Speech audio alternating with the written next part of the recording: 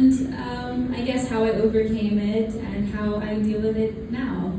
So whether you have alopecia or maybe you know someone, I hope that this could help and maybe provide some advice or I guess a bit of confidence, which is what we're all about here today. So to begin, I first got alopecia in 2018.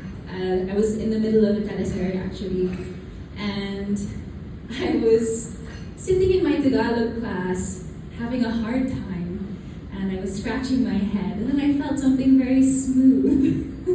And I thought maybe I left some conditioner in my hair. I went to the bathroom, I took a picture, and I saw, lo and behold, there was a coin-sized patch of hair missing from my hair, and I freaked out because I had no idea what alopecia was, never heard of it in my life. And the first thing I do is I call my dad and I start crying. I said, I think I pulled my hair out when I was sleeping, I don't know. And he said, why don't you Google alopecia?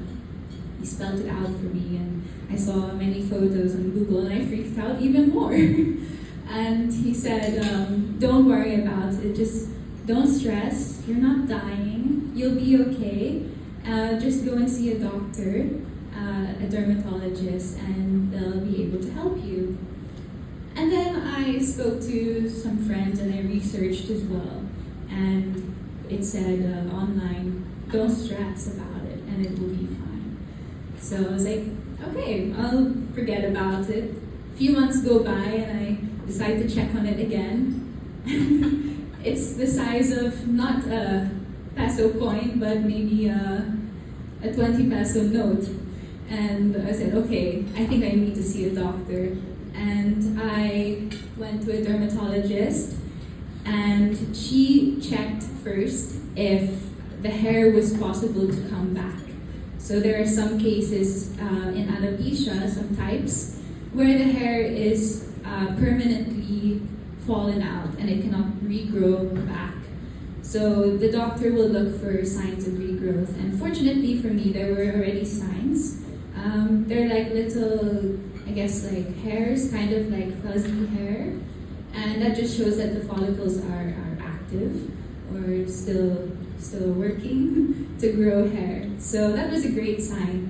And then she told me I should do a blood test before we pursue treatments so that we can begin supplements if I have a deficiency. And I hate blood tests. I actually hate clinics. I'm sorry, but I hate doctors. I don't hate doctors, but going to the doctors, hospitals, and I put off my blood test for 6 months because I'm terrified of blood tests. I often faint, actually. So after 6 months, I pretty much had already lost hair bigger than the palm of my hand at the back. And bear in mind, I was also doing Miss World Philippines 2019 and doing a teleserie, so it was very difficult to manage it and to hide it because I was very embarrassed about it in my workplace. So I would always try to get the same hairstylist. I would always try to hide my hair when they were styling it because people would be walking back and forth to the dressing room. So I'd just be like this. It was difficult, but I eventually did my blood test and I tested that I have a deficiency in vitamin D, which is quite a common cause of alopecia, or I guess indication that you would have alopecia.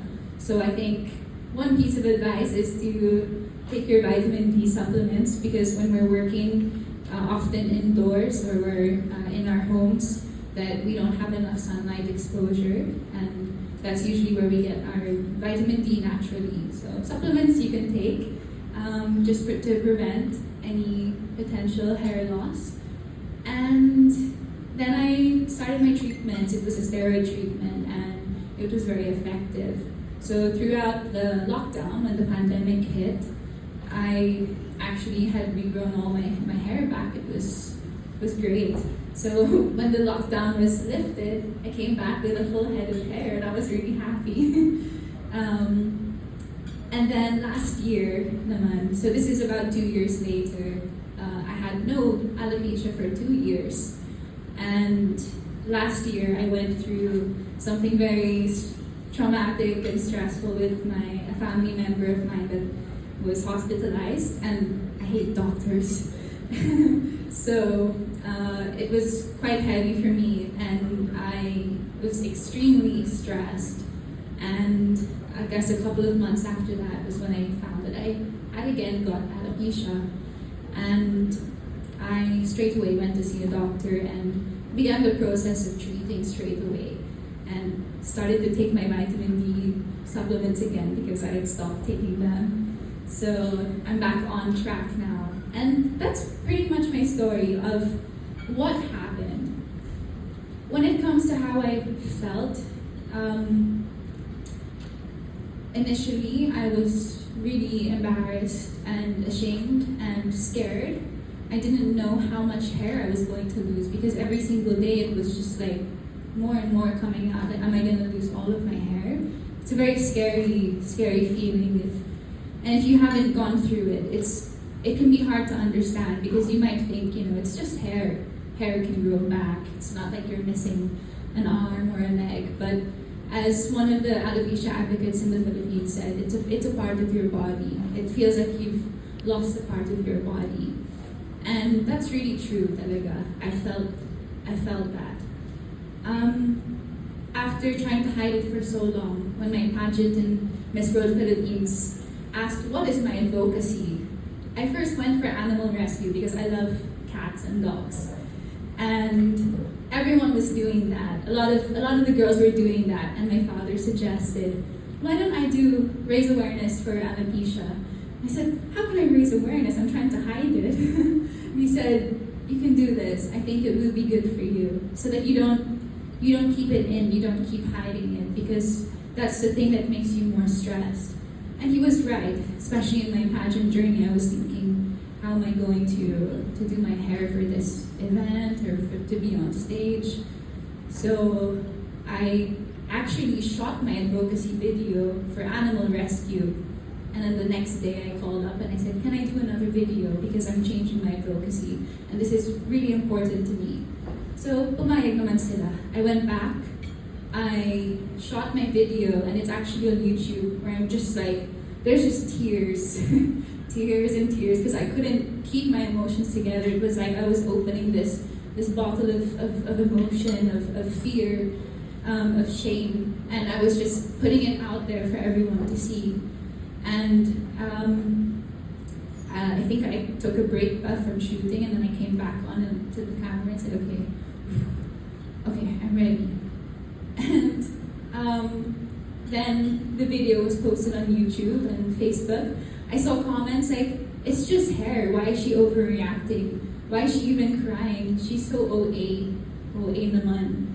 And I said to myself, like, it's just really something you can't understand until you go through. And all we can do if we haven't gone through it is just understand that we don't understand. And yeah, I just settled with what I was facing, the struggle that I was facing. And ever since becoming public about it, and then joining the alopecia community in the Philippines, where I saw so many people, not just adults but children, who have lost all of their hair, it was so eye-opening for me that there's more to just my own personal struggle. And just getting through it. This is actually about inspiring these children that are going to suffer from, maybe they'll get bullied, maybe they have dreams that they can't pursue because they think they can't pursue because they've lost their hair.